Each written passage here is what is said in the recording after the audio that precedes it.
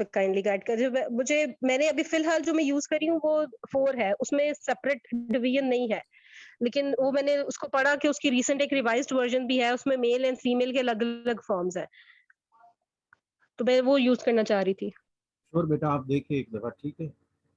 Now we are ठीक है, going thank to you sir. formally welcome beta. Now we are going to formally start about the regression analysis.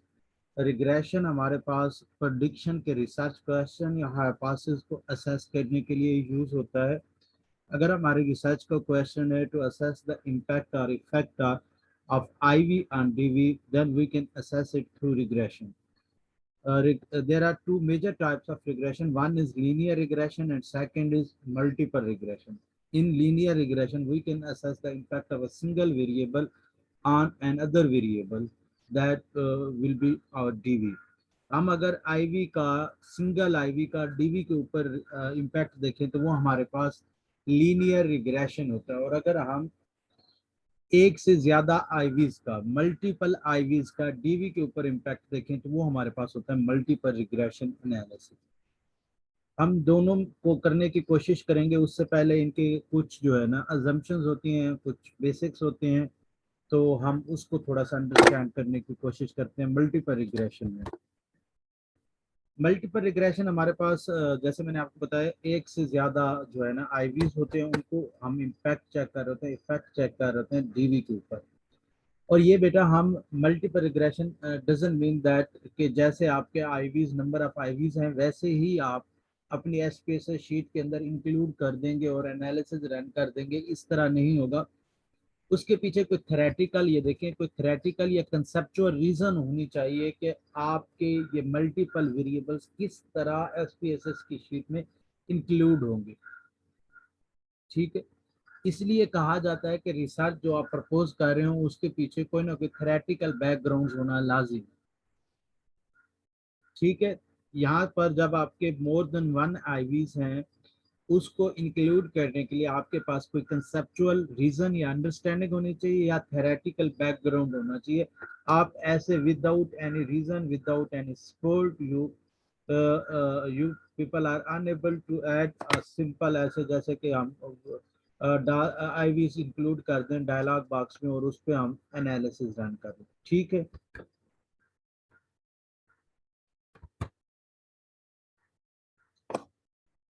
और जो research question हमारे पास multiple regression में तीन तरह के हम जो है ना रिसर्च क्वेश्चन या हाइपोथेसिस जो एड्रेस करते हैं, उसमें पहला है how well a set of variable is able to predict a particular outcome.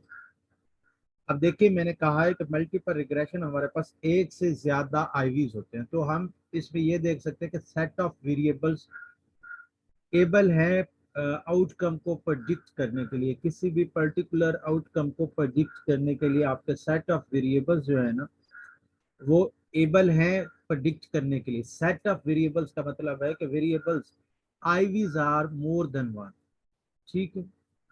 Which variable in a set of variable is the best predictor of an outcome. आपके उन set of variable में से कौन सा वेरिएबल बेस्ट प्रेडिक्टर है outcome का। पहला कि सेट ऑफ वेरिएबल प्रेडिक्ट करने के काबिल भी हैं कि नहीं। दूसरा है कि which variable in a set of variable is the best predictor of an outcome. तीसरा है whether a particular predictor variable is still able to prediction an outcome when the effect of another variable is controlled for. क्या एक variable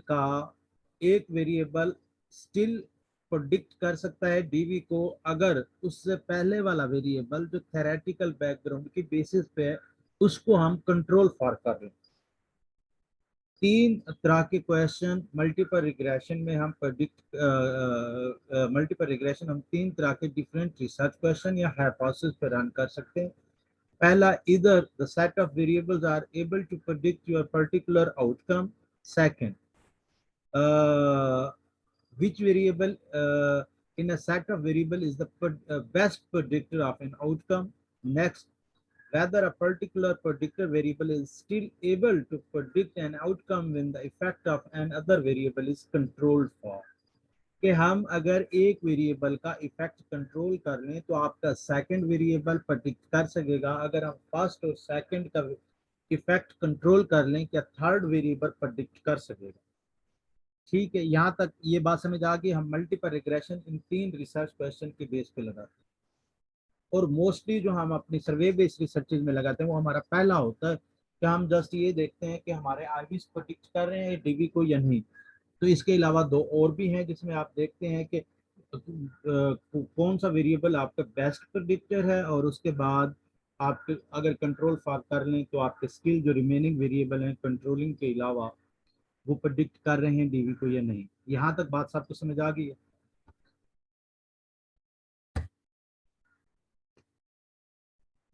अन्नम शब्बीर, आपको बेटा समझ आई है? अन्नम Shabbir. Yes sir.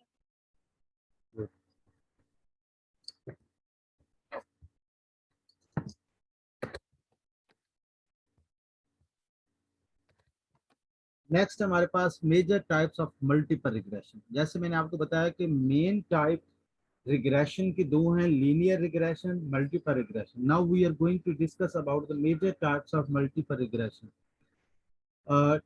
इनके different literature में डिफरेंट नेम्स के साथ इनको जो है ना नोट डाउन किया गया है, राइट डाउन किया गया है। हमारे पास जो इस पे ऑथेंटिक नेम है वो स्टैंडर्ड रिग्रेशन, हायरार्किकल रिग्रेशन और step wise regression.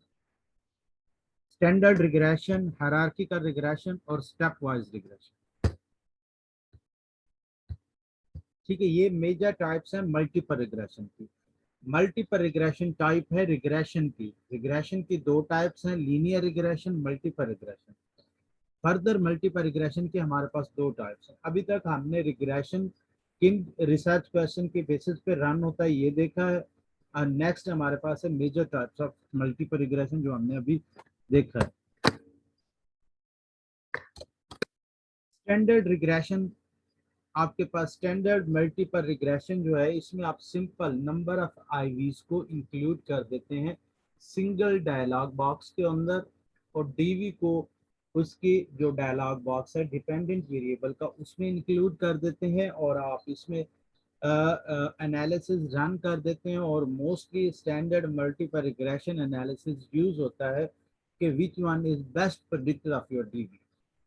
if your research is question is about to assess which one is the best predictor of your DV, then you can run it through a standard multiple regression analysis. In standard multiple regression analysis, you are simply add the independent variable in the dialog box of independent variable and dependent variable in the dialog box of dependent variable, and you can just run the analysis and assess and check which one is best predictor of your D. यहाँ तक अंदाजा हो गया standard multiple regression analysis का।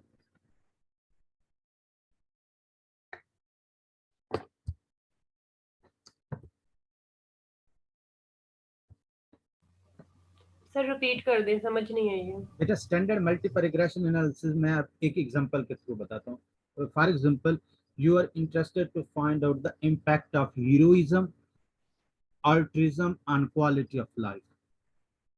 Okay? अब आपके पास heroism और क्वालिटी ऑफ लाइफ 2 आईवीज हैं।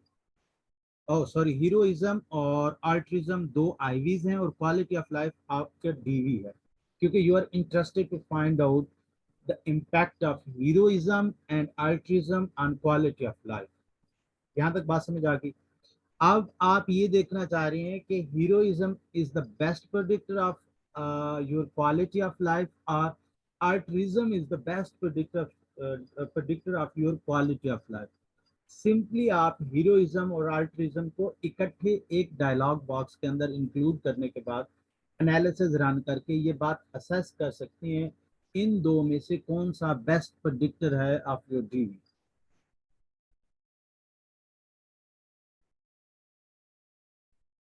Okay sir.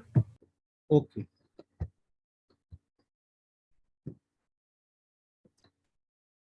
हमारा इकराम बेटा आपको समझ आई है?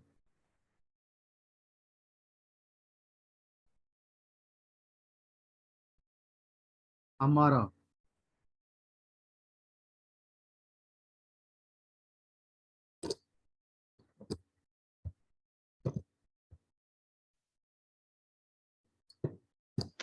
Sir clear. Okay.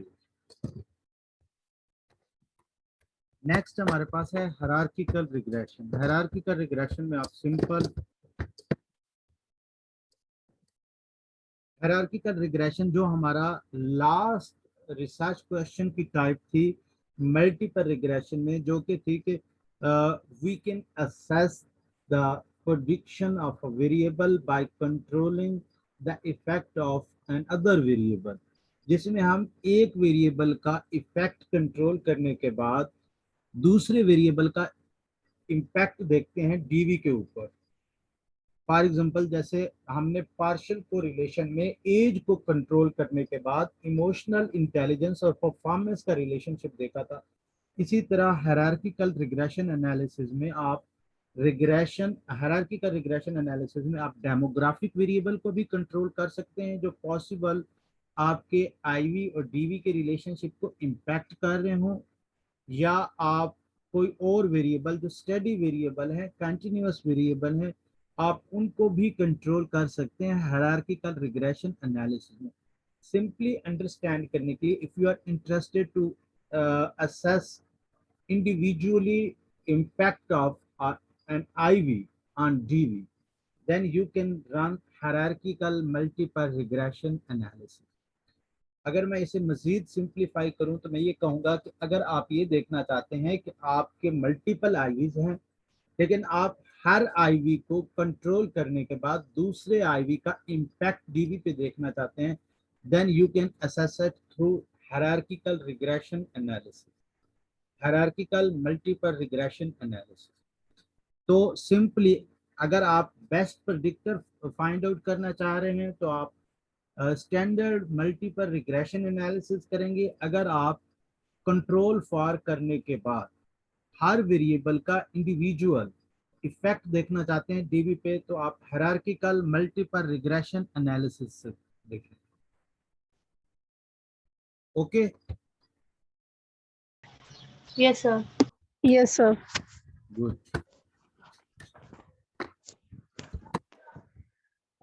Stepwise multiple regression analysis। Step wise में आपके पास कोई इसमें फर्दर इसकी टाइप्स हैं।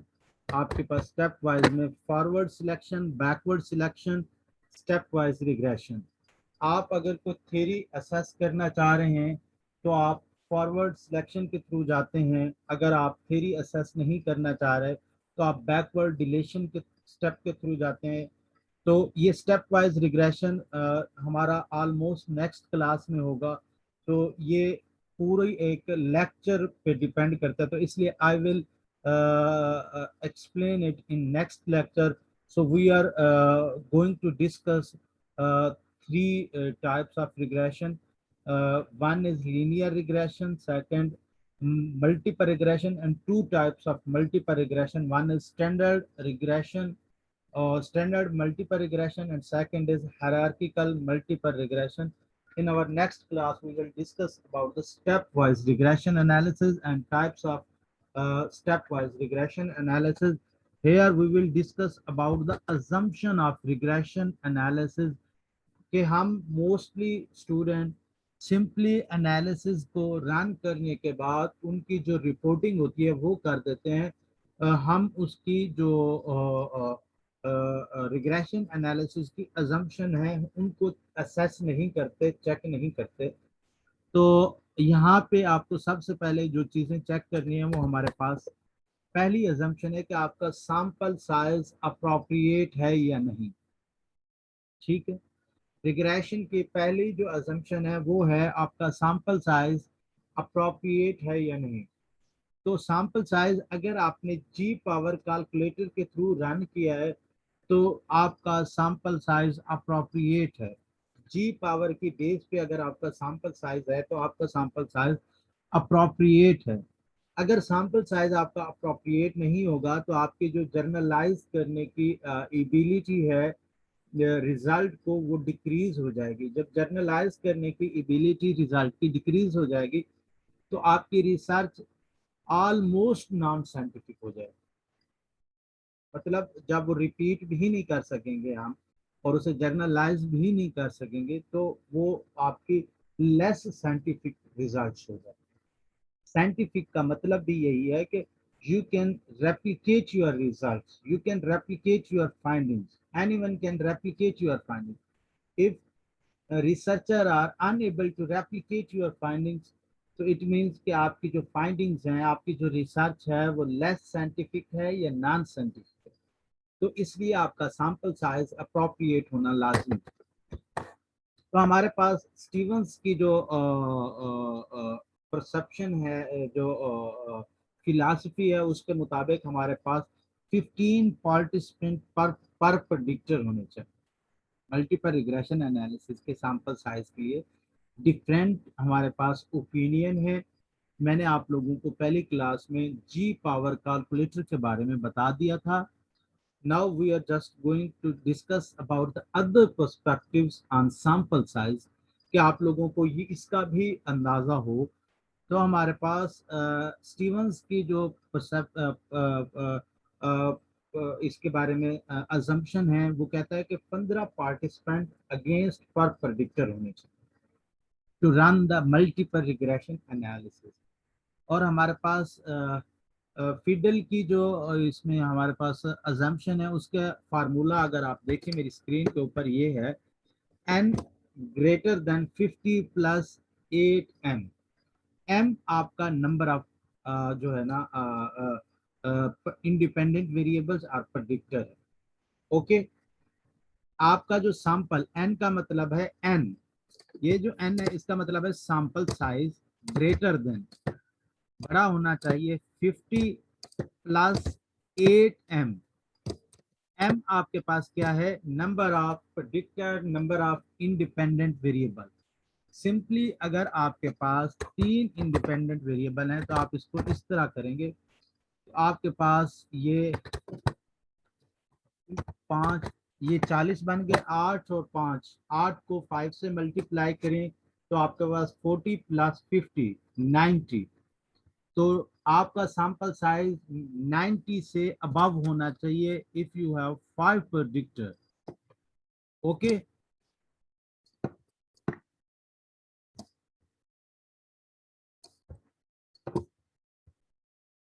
Yes, sir.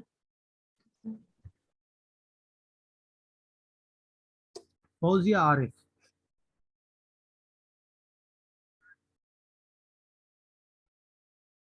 फौजिया आरिफ, हदीका मकसूद,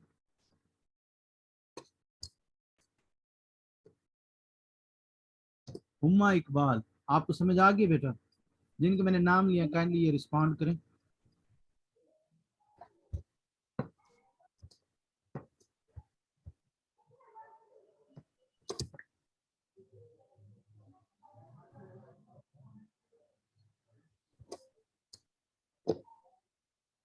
राबिया मुनीर, काइंडली बेटा अगर मैं आपका क्वेश्चन नहीं पढ़ रहा तो आप मुझे यहाँ पे वॉइस में भी बता सकते हैं। It will be really great favour for me. तो यहाँ तक आपको इन चीज़ों का समझ आ गया? गुड। वो एक क्वेश्चन हमारे पास आया है, Rabia, I think so Rabia और राबिया मुनीर। ठीक है बेटा। राबिया मैम, बेटा आपको जब एनालिसिस रन करता हूँ तो मैं आपको ये दोबारा बता देता हूँ। Now we are on assumption. So first assumption is about appropriate sample size to run multiple regression analysis. One is G power, second is given by Stevens, or third is given by Fiddle. Next we are going to discuss about, अगर आपके पास ये if you have 5 independent variable you will need 90 cases. More cases are needed if the dependent variable is skewed. तो descriptive statistical analysis में skewness के बारे में हमने पढ़ा था, स्क्यूनेस और कोर्टोसिस के बारे में। अगर आपका डीवी स्क्यूड होगा तो आपको ज्यादा केसेस चाहिए होंगे टू इंश्योर योर प्रेडिक्शन। ठीक। नेक्स्ट हमारे पास है मल्टीकोलिनैरिटी एंड सिंगुलैरिटी।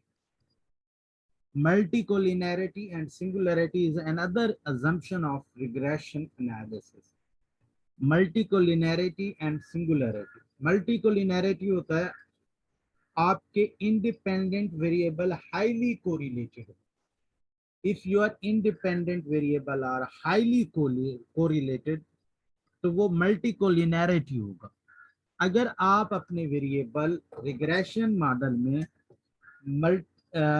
वेरिएबल भी इंक्लूड कर रहे हैं मेन, और स्टडी वेरिएबल उसके सब स्केल भी इंक्लूड कर रहे हैं, आप ओवरऑल वेरिएबल भी इंक्लूड कर रहे हैं तो और सब स्केल भी इंक्लूड कर रहे हैं, तो ये सिंगुलैरिटी होगा। Singularity occurs when one independent variable is actually a combination of other independent variable। मतलब आप सब स्केल को कंबाइन करके भी देख रहे हैं और आप ओवरऑल, मतलब सब स्केल को जब आप कंबाइन करेंगे तो वो ओवरऑल स्केल बन जाएगा, और आप इंडिविजुअली सब स्केल का इम्पैक्ट भी देख रहे हैं। ये सिंगुलैरिटी है।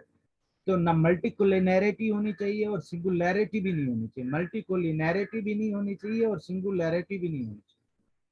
होप सो आपको मल्टीकोलिनैरिटी और सिंगुलैरिटी का कंसेप्ट समझ आ गया हो जी। काइंडली बेटा थोड़ा जी सर आगे आगे। गुड।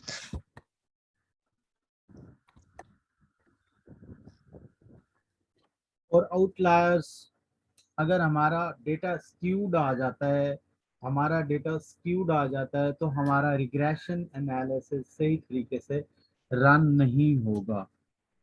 तो हमारे पास ये सैंपल साइज और उसके बाद हमारे पास सैंपल साइज के बाद हमारे पास ये जो थी सैंपल साइज, पहली हमारे पास थी असम्पशन, दूसरी मल्टीकोलिनैरिटी एंड सिंगुलैरिटी, नेक्स्ट हमारे पास आउटलायर्स, और उसके बाद normality, linearity and homoscedasticity of independence of residue. आपका डेटा नॉर्मल